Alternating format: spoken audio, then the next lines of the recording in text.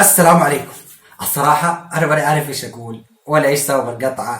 تعرفه يا لا ما اعرفوش. ولا انت؟ ولا عمري شفته.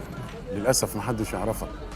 اتفضل اقعد. لكن يعلم الله إن أسباب أكبر مني بكثير، بما إنه كأس العالم بقيله أسبوع، حرفيا الحدث الأكبر والأضخم في عالم المستدير. ما في أحد فينا بدأ حبه للكورة إلا وكان في كأس العالم. على الأقل جيلي أنا يا سيدي، يا أخي حدث ضخم، اللي له في الكورة واللي ما له في الكورة واللي له فيها واللي ما له فيها يتفرج على كأس العالم. لحظات أيقونية حرفيا في كأس العالم ما راح تتكرر في أي بطولة ثانية. إيش رايكم نخلي الحلقة الجاية أفضل 5 لحظات أيقونية في كأس العالم؟ يا عبد الله خلي أصلا يكون في حلقة ثانية وبعدين نقول إيش هي الحلقات الجاية. طيب أنا اليوم جاي أتكلم عن قائمة المنتخب السعودي واللي الناس كلها تكلموا عنها وعن سلبياتها. يلا بينا. في البداية أنا مستحيل راح أقول أخذوا من النادي الفلاني 19 لاعب 20 لاعب 12 لاعب، ولا حاركب الموجة دي ولا عمري راح أركبها. يا أخي أرحمني وارحم نفسك. روح على قائمة أسبانيا في كأس العالم 2010 اللي أسبانيا أخذته في جنوب أفريقيا، وروح شوف القائمة يا سيدي، 7 لاعبين من برشلونة و5 لاعبين من ريال مدريد، يعني 12 لاعب من ناديين بس، وما حد طلع قال يا ريال مدريد وبرشلونه ريال مدريد. ما في شيء اسمه زي كده، ما في شيء اسمه زي كده حرفيا. وش كمان يا سيدي على قائمه المانيا في 2014 كاس العالم 2014، اقول لك كم لاعب من البايرن؟ 7 لاعبين من بايرن ميونخ. ليش؟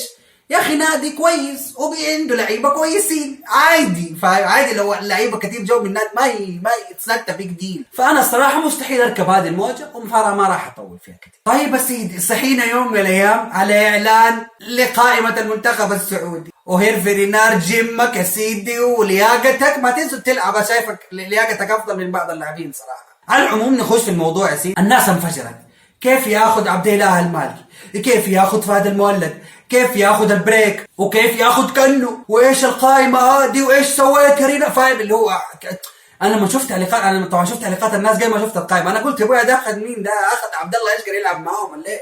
فانت ايش يعني ايش فيه يا شباب؟ نهدى شويه، نشوف القائمه ونهدى شويه. طيب اسير، مبدئيا كده انا جدا اثق في هيرفي رينار، جدا اثق في هيرفي رينار. مدرب عارف ايش بيسوي كويس جدا. والشيء الثاني، هو واضح انه هو عنده رجال وعنده اللعيبه اللي يعرفوه، هو يعرفهم كويس ويعرفوا يطبقوا افكاره.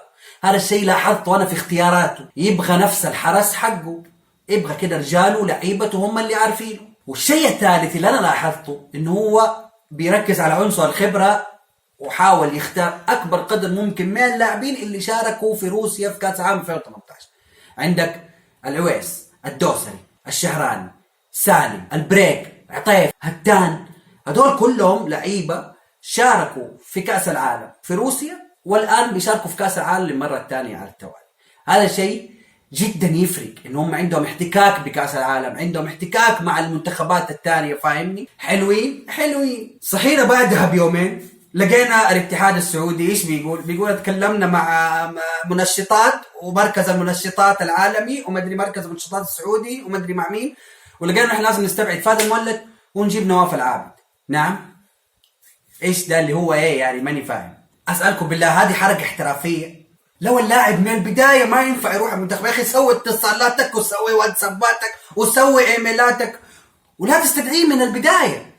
اما تستدعيه في الاعلان الضخم هذاك اللي انت سويته وفهد المولد وشفنا فهد المولد، وفي البعيد تقول احنا والله استعجلنا وتواصلنا مع ناس وطلع ما ينفع ناخده. صراحه اشوفها حركه غير احترافيه جدا، تعشم اللاعب وتخليه يتحمس انه هو يروح مع المنتخب، في الاخير تقول يا ابويا احنا غلطانين.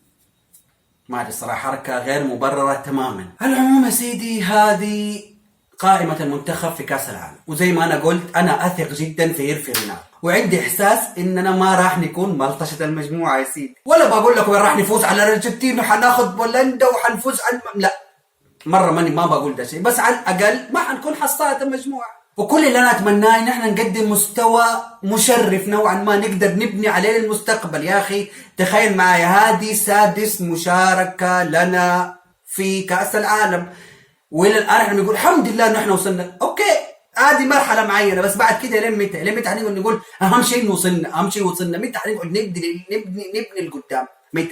متى هنقعد نقول خلاص احنا وصلنا لكاس العالم وخلاص ونكتفي بهذا الموضوع. لا يا حبيبي، انا ابى ابني شيء مستقبل. انا ما بقول لك انا نفوز على الارجنتين، ما بقول لك فوز، لا، بس قدم مستوى تخلي الناس تطلعها بنظره مختلفه يا صاحبي. بس انا هذا هو، ابى ابني للمستقبل، ابى شيء نرتكز عليه. مره جايه في كاس العالم احنا مثلا دي المره جبنا ايه، قدمنا اداء، المره الجايه لا نبدا ناخذ نقاط، المره اللي بعدها نبدا نتاهل دور 16، المره اللي بعدها والمره نبني للمستقبل. انا هذا اللي بتكلم فيه يا صاحبي فقط. وكل المؤشرات كويسه جدا، استقرار فني تقريبا، اول مره المدرب يلعب معه في تصفيات هو اللي بيلعب معه تقريبا، هذا الشيء ما له يعني تقريبا في استقرار فني، في استقرار لاعبين، كل شيء يقول اننا باذن الله ما راح نكون حصاله المجموعه. وبس يا سيدي، هذا رايي قبل بدايه كاس العالم. وطبعا ان شاء الله راح يكون في حلقات في كاس العالم، وتحديدا او بخصوص المنتخب. اعتذر عن الانقطاع مره ثانيه، ولا تحرمونا من رايي.